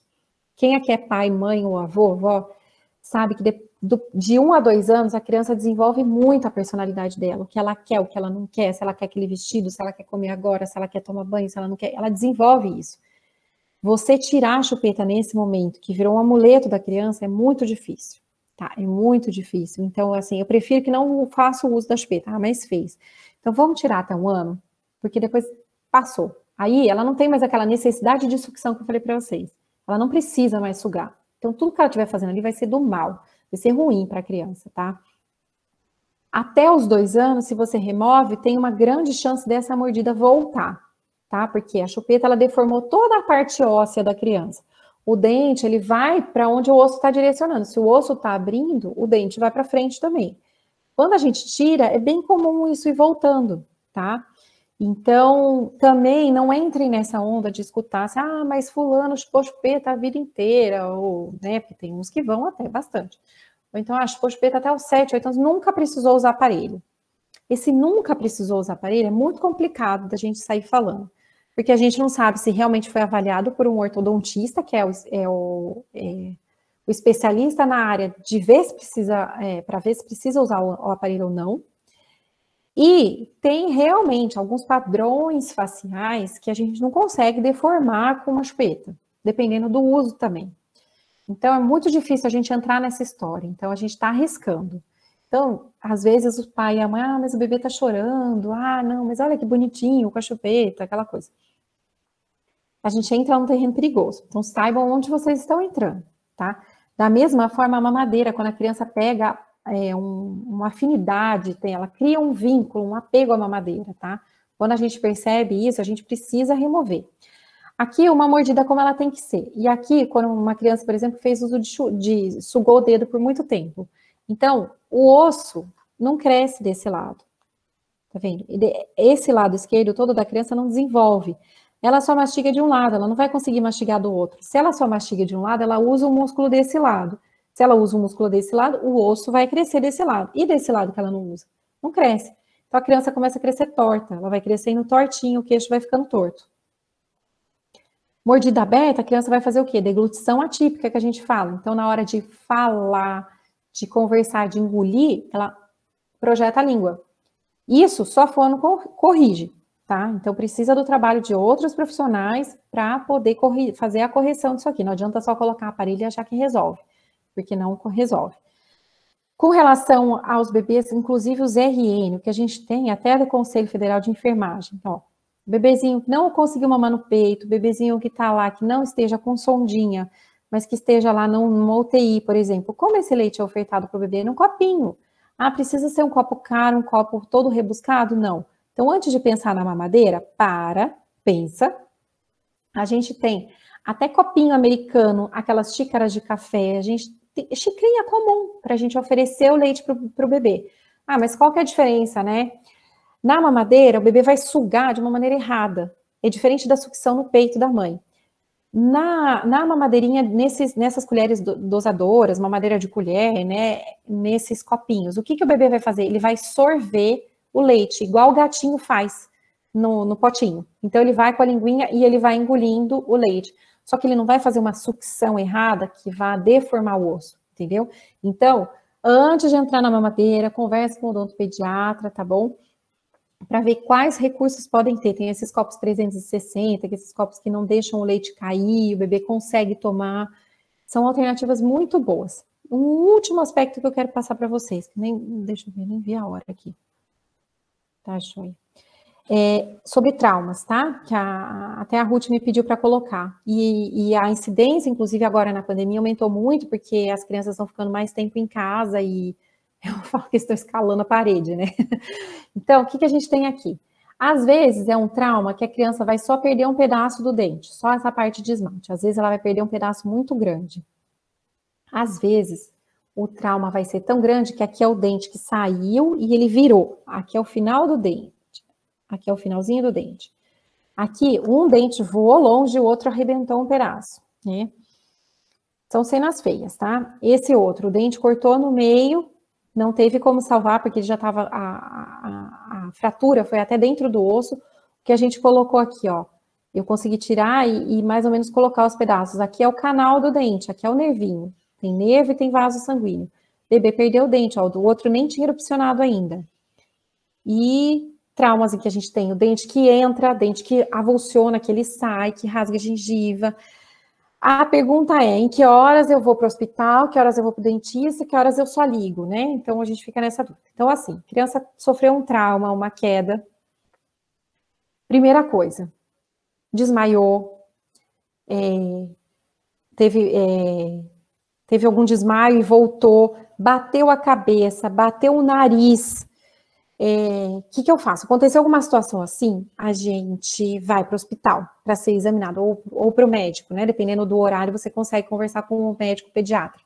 Para ver o quê? Se não teve fratura de nariz, se não teve fratura de ossos da face, qual foi a extensão desse trauma, se teve algum dano neurológico, principalmente se a criança desmaia. Não aconteceu nada disso, realmente foi só o dente. O bebê caiu, tá chorando, bateu na borda da piscina, trombou com o irmão, enfim. Liga para o odontopediatra. Hoje em dia, com essa história de WhatsApp, a gente consegue mandar foto e consegue avaliar o dano. Dependendo da situação, já vai precisar correr para o consultório na hora. Algumas situações, dependendo da hora, do contexto, a gente pode examinar a criança no outro dia. Nunca tentem reimplantar dente. Tá? Saiu o dente, não tenta pôr de volta. Não façam isso. Dente de leite a gente não reimplanta. Depois vai precisar fazer um exame radiográfico para ver, ó, aqui 2 dentes foram perdidos e ficou um pedacinho do dente lá dentro do osso. Quem vai fazer essa conduta, quem vai fazer essa avaliação clínica e radiográfica, tem que ser o odontopediatra. O dente permanente vai nascer com mancha, pode ser que nasça, principalmente nos casos de intrusão, desculpa. Isso tudo tem que ser avaliado pelo profissional. Às vezes o dente não acontece nada, ó, logo depois do trauma ficou cinza, às vezes fica rosa, às vezes fica meio vermelhinho, às vezes fica amarelo. Às vezes essa alteração de cor não é na hora, depois. Mudar a cor não significa nada, ó. Depois de 3 meses do trauma, não precisou fazer tratamento nenhum, o dente clareou, porque sangrou lá dentro. Então, às vezes a criança cai, deu só uma batidinha, só deu aquela sangradinha leve na gengiva. Ah, foi só uma sangradinha. A gente precisa saber, o odontopediatra que vai acompanhar aquele bebê precisa saber, porque tem uma orientação de higiene, uma conduta que tem que ser feita pós-trauma, porque às vezes a gente vai ter um dano depois de 1 ano, ter que tratar o canal daquele dente. Então, isso tudo tem que ser feito. E por último, tratar bebê, tratar a criança na primeira infância, tá? Seja fazer uma cirurgia de freio, seja a conduta de um trauma, o tratamento de canal. Mas então, trata canal? Trata. A mais novinha que eu precisei fazer tinha 1 ano e 1 mês. Eu tratei o canal de 2 dentes dela da frente e ainda coloquei pino e coroa, porque é muito novinha ainda, né? Então, o que que a gente faz? A gente vai trabalhar com proteção. Então, a gente usa abridores de boca, faz a estabilização protetora. Então, a gente tem alguns mecanismos, alguns recursos dentro da odontopediatria para a gente tratar esse bebê. Não é porque a gente vai tratar bebê, que ele vai chorar, que a gente vai mandar o bebê para anestesia geral. Em alguns casos, a gente precisa, tá? O mais importante é isso aqui, a gente precisa de proteção da criança, do profissional e da equipe envolvida, seja o auxiliar, seja a mãe, seja a avó, quem estiver levando essa criança ao dentista. Mas precisa tratar. Às vezes vocês ficam impressionados, mas vai enrolar, vai fazer o charutinho e vai fazer a estabilização da criança? Sim. Se a criança cortar, e por exemplo, isso aconteceu com a minha filha quando ela tinha 2 anos, ela bateu a cabeça, abriu, precisou ir para o hospital, precisou dar ponto. O que eu mesma já cheguei lá na hora e fiz? Peguei o lençol dentro do pronto-socorro, já enrolei, fiz a estabilização, o médico foi lá, anestesiou e deu ponto. Vou deixar a menina com a boca com a cabecinha com o corte aberto? Não. Então a gente tem que pensar isso. Tudo que a gente está fazendo é para proteção da criança, tá bom? Aqui tem meu e-mail, tem meu Instagram. Sintam-se à vontade para fazer perguntas. O assunto é muito extenso quando a gente fala de odontopediatria, principalmente porque a gente foca nessa primeira infância e na prevenção. Mas tudo que vocês tiverem de dúvida, se eu puder responder agora, se quiserem me mandar depois, eu vou ficar muito satisfeita, tá bom? E espero que vocês tenham podido acompanhar um pouquinho e aproveitar aí a apresentação. Ontem veio o retorno de um outro bebezinho que eu tinha feito o freio. A mãe, eles são da área de saúde. Ela falou para mim, ela falou, o bebê nasceu no hospital, foi visto que o freio estava normal, fez o teste da linguinha, estava normal, por isso que eu falo que algumas vezes dá uma escapada aí, né? E aí, não estava, o freio estava inserido bem aqui, estava bem ruim, né? Não tinha muito o que duvidar. E aí o bebezinho não conseguia mamar, a gente fez a cirurgia, tá ganhando 50 gramas por dia, tá uma belezinha, uma benção. E ela falou para mim, ela falou assim, eu nunca ia imaginar que eu ia precisar trazer para o dentista fazer o procedimento, que ia ser feito aqui, que não ia precisar, algumas vezes precisa de centro cirúrgico, outras não, mas eu não sabia que eu ia ter que vir num dentista, que o bebê acabou de nascer, 6 dias de vida, eu precisava ir num dentista, no odontopediatra, para fazer a cirurgia, para resolver essa minha vida, sendo da área de saúde, então é isso que a gente fala, às vezes a gente não conversa entre as áreas, né?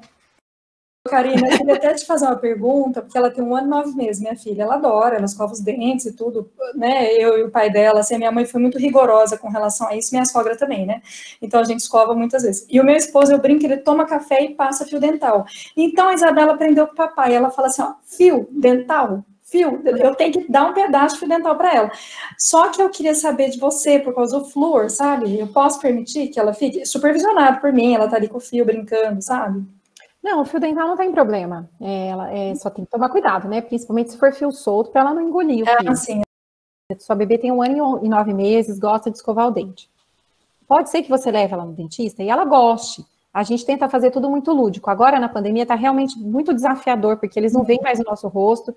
Porque eu gosto, por exemplo, de ir me escondendo, me paramentando na frente da criança. Então, eu vou me escondendo, vou falar, olha, agora eu vou colocar máscara, agora eu vou colocar isso, agora eu vou colocar... Agora não, agora chega, você já está encapado ali. Só vê o olho da gente, né? E escuta uma voz, né? Então, isso dificulta muito. Então, pode ser que o bebê chegue e se dê super bem. Por exemplo, eu não posso mais ter brinquedo no consultório, por enquanto, né? Pelo período que a gente está. Então, tirou um monte de ferramenta que a gente tinha. Os jalecos coloridíssimos e algumas coisas estão bem fazendo falta. Às vezes o bebê vai deitar lá, que nem aquele da foto, que é a minha bebê modelo, que vai ficar super bonitinha, que vai ficar linda. Mas o normal não é isso. Até os 3 anos é bem comum o bebê chorar, fazer um escândalo no consultório, na hora de examinar, na hora de avaliar. E aí os pais, principalmente os pais, eles ficam desesperados. E as avós também. Porque o bebê está em sofrimento, porque vai traumatizar a criança, então não vou trazer mais. Então, gente, também é outro mito, sabe? Não façam isso, levem o bebê para o consultório, ele vai chorar mais ou menos até os 3 anos, depende um pouquinho da criança, da conversa que teve em casa, mas vai mostrando o desenho na semana que vai no dentista, mas assim, realmente a gente vai enfrentar muito choro. Eu quero que aquela criança mastigue, eu quero que ela coma. Então, a gente pega essas bocas horríveis, né? Uma situação de dó. Muitas vezes eu choro.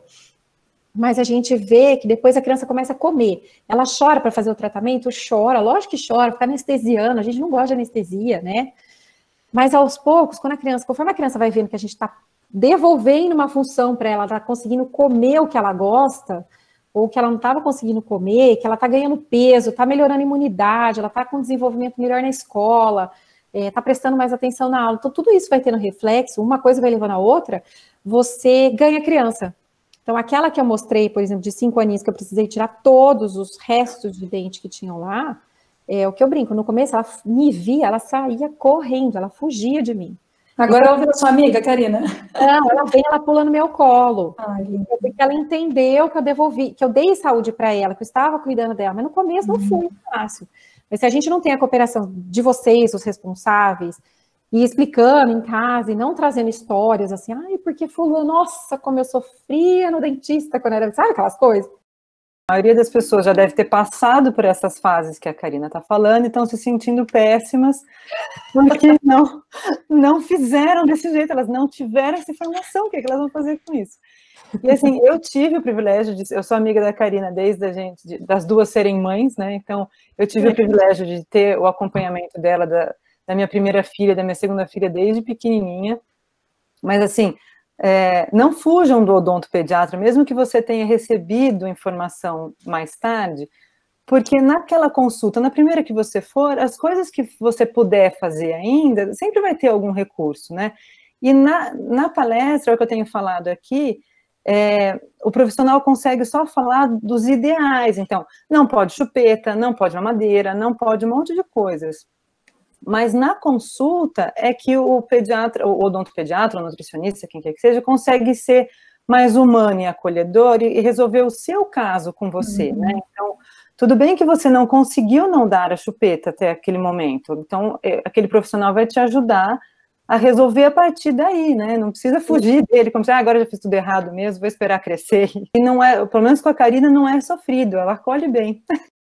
A gente vai para o Brasil afora, mas mesmo até no estado de São Paulo, dependendo dos recursos que tem na região, na área pública, muitas vezes a gestante mal tem acesso ao pré-natal.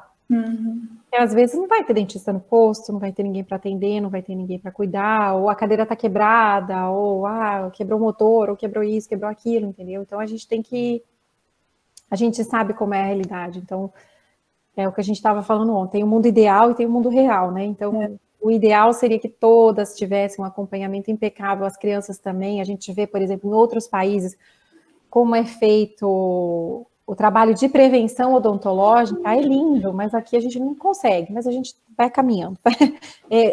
Passinho de formiga, mas a gente consegue. Karina, a gente consegue falar que nessa questão de dente existe um fator genético, digamos assim, porque a criança nasceu com dentes fracos, ou são todas causas ambientais, né? Ali o excesso de açúcar, a falta de escovação. Antibiótico, tem mães que falam, meu filho tomou muito antibiótico, né? Não sei o quê. Eu amo esse assunto. Eu posso me estender um pouquinho? Nossa, com certeza. As pesquisas estão focadas justamente nessa parte do tal do dente fraco, né? A gente tem hoje em dia um bom conhecimento das hipomineralizações de esmalte, dos defeitos de esmalte, né? A gente tem uma pesquisadora maravilhosa na Unesp de Araraquara, aqui no Brasil, e tem algumas outras também pelo país que trabalham com isso, mas eu estou mais ligada à professora Maria de Lourdes.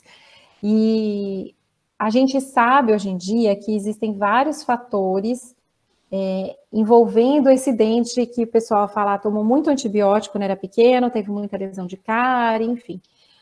Hoje em dia a gente sabe que existe uma predisposição genética muito grande, tá? Então essas manchas, quem passou comigo já em consulta, não importa a idade, primeira pergunta que eu falo, como foi a gestação? Sempre. Foi programada, não foi? Teve intercorrência? Como foi o parto? De quantas semanas? Precisou de UTI? Não precisou de UTI? Porque daí eu começo a pescar algumas coisas. Teve pré-eclâmpsia?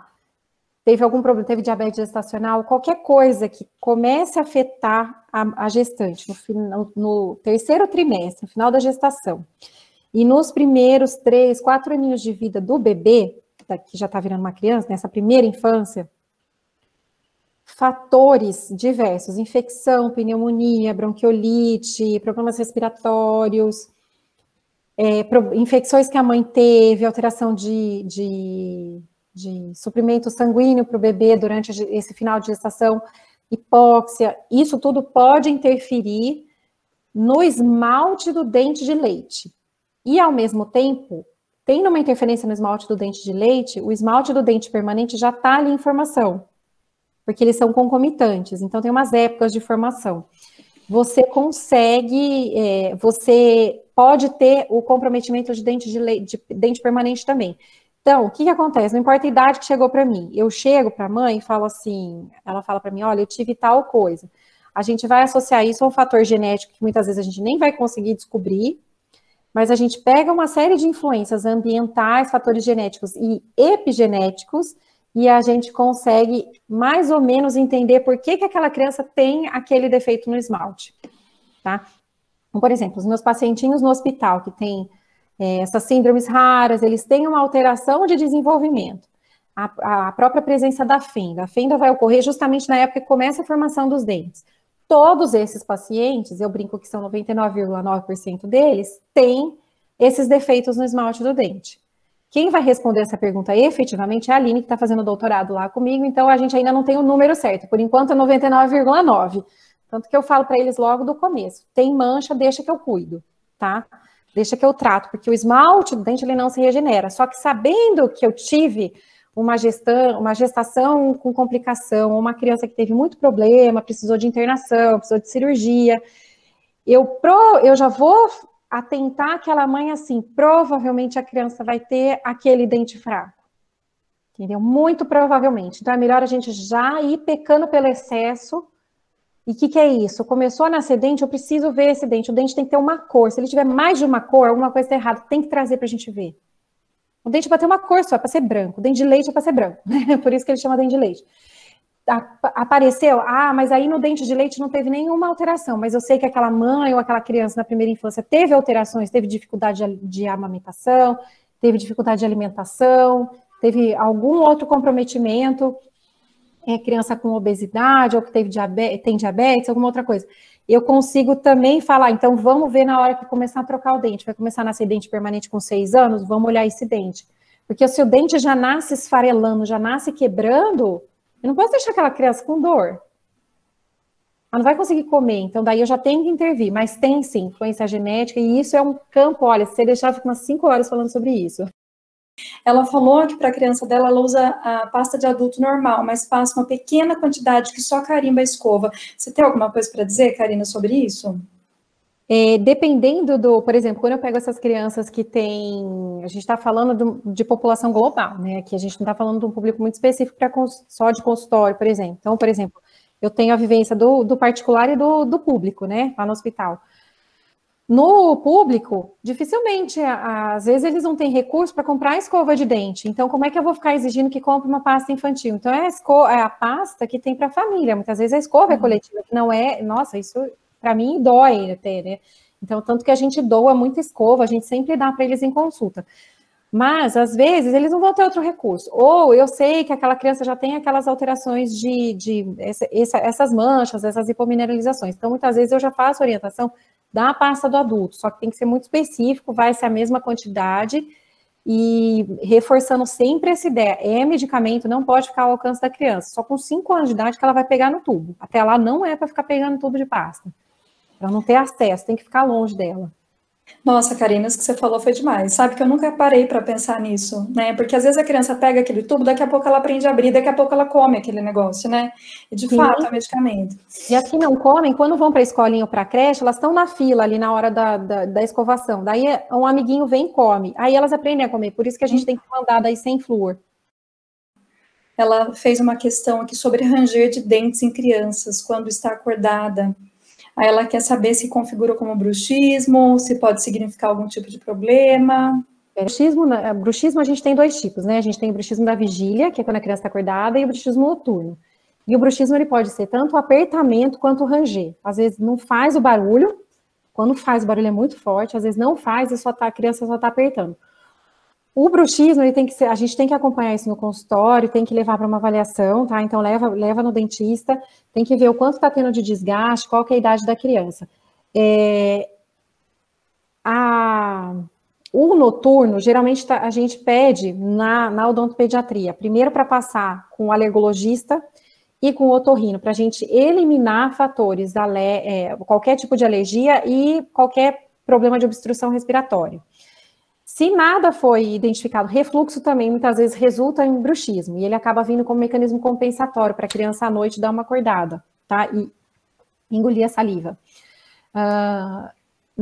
No bruxismo da vigília, dependendo da idade da criança, por isso que tem que ver, o que a gente trabalha é a mesma coisa do adulto. Existe, por exemplo, um aplicativo que chama Desencoste Seus Dentes.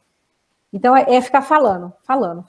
Desencosta, abre a boca, relaxa, e tem que ficar falando, mas vai ter que ver a criança, a idade que ela tá, para ver o quanto ela consegue compreender, para a gente poder ajudar dessa forma. Mas o da vigília, a gente tem que trabalhar com desencostar, tá? O da noite, se for, dependendo da idade da criança, a partir do momento que tem primeiro molar permanente, a gente exclui todos os outros fatores. O dentista, é importante a gente salientar, o dentista não trata bruxismo, tá? A gente só impede que o dente quebre. Tá? Então, coloca a placa em criança, coloca. Tem a idade certa, o momento certo. Muitas vezes a idade que a criança está indo para o aparelho para fazer ortopedia, então daí a gente já associa uma coisa com a outra, enfim. Mas a gente vai mostrando para vocês os caminhos e a gente vai cuidando do dano de novo, né? A gente não vai deixar desgastar o dente, porque o dente fica no talo, dependendo da situação. Desgasta mesmo.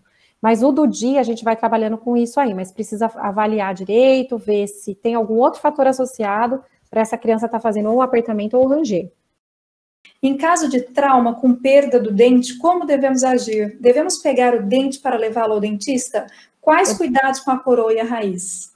Isso, é bom levar. Não pode lavar, porque geralmente o que acontece? O pessoal olha aquele monte de fibrinha em volta, aquela carninha, vamos dizer assim, que é o ligamento periodontal, e lava aquilo, limpa bem. A gente nunca reimplanta, tá? A orientação que a gente tem hoje em dia é não reimplantar de maneira alguma o dente da criança. Se ele instruiu, se ele saiu um pouquinho, a gente faz uma conduta no consultório. Se ele intruiu, a gente espera descer. Existe toda uma orientação, mas a gente nunca vai pegar o dente e pôr de volta. Mas leva o dente junto com a criança, porque às vezes, por exemplo, a gente vai fazer uma reabilitação posterior, passa essa fase de inflamação do trauma, repara tecido, fica tudo bonitinho, né, a cicatrização ali, e às vezes a gente pode usar o próprio dente ou para como referência de tamanho e cor, ou o próprio dentinho, depois a gente pode usar a coroa para fazer uma prótese e reabilitar. Tem caso que reabilita, tem caso que não reabilita, então assim, tem uma série de fatores envolvidos, mas não lava. O que é importante saber onde a criança caiu, né? Porque existe o trauma limpo e o trauma sujo. Por exemplo, caiu no parquinho, naquela areia, é um trauma sujo. Caiu na rua, é um trauma sujo. Muitas vezes a gente precisa, por exemplo, fazer um reforço de antitetânica, tá? Então, passa no pediatra e a gente vai pedir um reforço. Caiu na casa, no chão da casa, dentro da casa, um trauma limpo. Então, e nem sempre a gente vai entrar com antibiótico, por exemplo. Eu sou bem restrita, assim, ao uso de antibiótico. Porque muitas vezes o que a gente precisa é higiene local. A bactéria está ali na boca, então a gente vai escovar, a gente vai entrar com antimicrobianos ali, de aplicação mesmo tópica, tá? O fato de você segurar e escovar, você não pode perder a paciência, né? Porque às vezes a mãe está muito cansada, trabalhou o dia inteiro, aí a criança não está colaborando, aí você fala, o que eu vou passar pro dental? Que aquela dentista tá andando, que tá louca, não sei o que, não sei o que. Vai fazendo de modo gradual, vai fazendo no final de semana, quando você está um pouco mais descansada, até virar rotina e passar todos os dias. Não perder a paciência com a criança nessa hora, por mais que a criança não deixe, segura e faça, mas vai falando, vai cantando uma musiquinha. Eu falo que tem mãe que é criativa, inventa uma música assim, tem o chique, chique, chique do Mundo Bita, tem uma série de musiquinhas bonitinhas, põe desenho e escova. Segura e faça, mas sem perder a paciência. O que a gente tem que falar é o seguinte, a gente tem que falar para a criança, eu vou escovar. Sujou, eu vou escovar. Mas falar, calma e segura, trazendo tranquilidade, tipo assim, eu estou cuidando de você. E falar isso é amor, eu estou cuidando de você, eu quero o seu bem, eu faço isso porque eu quero o seu bem. Eu não vou pegar uma criança da rua e sair escovando o dente da criança da rua. Eu estou escovando o dente seu porque você é meu filho, porque eu estou cuidando de você. Então, é uma mensagem que aos poucos a criança vai entendendo que ela está sendo cuidada, e o ser cuidado é amor. Bebê tem que ter rotina para tudo, para acordar, para dormir, para comer, para escovar o dente, então tem que saber que é rotina. Alguns aceitam super bem no banho, né, dependendo da idade, é um momento que geralmente os pais conseguem fazer uma boa escovação no banho, tá? Então, tipo, já vai fazendo tudo, da cabeça aos pés. Mas tenha paciência, não desiste não. A Shirley está dizendo que tem um filho de 3 aninhos, que ele tem uma camada amarelada nos dentinhos da frente. Eu escovo e mesmo assim não sai a mancha, é aquilo que você falou, né? Os dentinhos têm que ser branquinhos. Tem que ver se não está formando já um tártaro, gente, até porque é o dentinho da frente que ela está falando, às vezes é o tártaro, que é o quê? Quando a placa bacteriana ela vai endurecendo, vai tendo cálcio ali, e ela vai ficando dura, e a gente não consegue remover com a escovação, então daí tem que fazer limpeza profissional, às vezes tem que raspar o dentinho, é coisa tranquila, mas o dentista tem que examinar para ver o que é esse amarelo que ela está falando, se é só uma placa que está ficando mais endurecida, ou se é uma mancha mesmo. A Angélica está dizendo o seguinte, que a filha dela tem a arcada dentária estreita e a língua fica ocupando toda a boca e a segunda dentição está vindo torta. Aí ela perguntando se existe algum aparelho no início, ela não disse a idade da criança, sabe? Mas se ela está fazendo troca, provavelmente ela deve estar entre 5 e 6 anos, que é a idade que a gente começa a fazer ortopedia. Então, aparelho, hoje em dia a gente coloca aparelho na criança, eu não faço essa parte, mas eu mostro para os pais, ó, tá errado aqui, precisa procurar um profissional. A partir de 5 anos, desde que os dentes estejam rígidos, ou seja, não pode ser uma daquelas boquinhas que eu mostrei, que primeiro tem que tratar o dente, as lesões de cárie, para depois ir para o aparelho. Então, a partir dos 5 anos de idade, se a criança for colaboradora e tiver o dentinho rígido, a gente já indica o uso de ortopedia, que é o ortodontista, geralmente, que vai fazer essa parte. Então, é o dentista do aparelho que vai colocar o aparelhinho na criança a partir de 5 anos de idade. Então, precisa passar assim, ainda mais que ela já percebeu que está estreito, então deve ter uma atresia aqui da maxila, que fica menorzinho, não vai caber todo mundo ali. Então, não espera ela virar adolescente para tentar consertar o problema, porque depois o osso a gente não mexe mais, a gente só mexe com movimentação de dente. Se você tiver uma criança aí com 6 meses de idade, que já tem uma boa compreensão, você quer ir fazendo, tudo bem, que nem eu falei, não precisa fazer disso uma tortura nem nada, mas você pode ir já acostumando. É muito gostoso na hora que a gente começa a escovar o dente da criança, uma delícia. Principalmente o começo, que a criança tá adorando, tá achando o máximo. Até depois ela virar no giraia, né, como diz uma colega minha, eu não deixo fazer mais nada. Mas, bebezinho menorzinho, 1 mês, 2, 3 meses, não tem por que fazer, tá? É mais assim, às vezes incomoda os pais, aquela linguinha branca, principalmente quando volta um pouquinho de leite, porque é aquela linguinha saborrosa, criança que tem refluxo, seja fisiológico ou patológico, às vezes incomoda. Então limpa, mas assim, 1, 2 vezes por dia, tá? Mas não precisa, tá? O trauma, geralmente, eu não falo nesse tipo de aula, né? Mas eu falei, nossa, e tá acontecendo tanto na pandemia, porque o que aumentou na pandemia foi trauma, bruxismo e pipoca, né? Abscesso periodontal por conta da casquinha da pipoca. Obrigada pelo convite, obrigada para todo mundo que ficou vendo aí, que mandou comentários e perguntas e tudo mais, tá bom? E fico à disposição de vocês aí.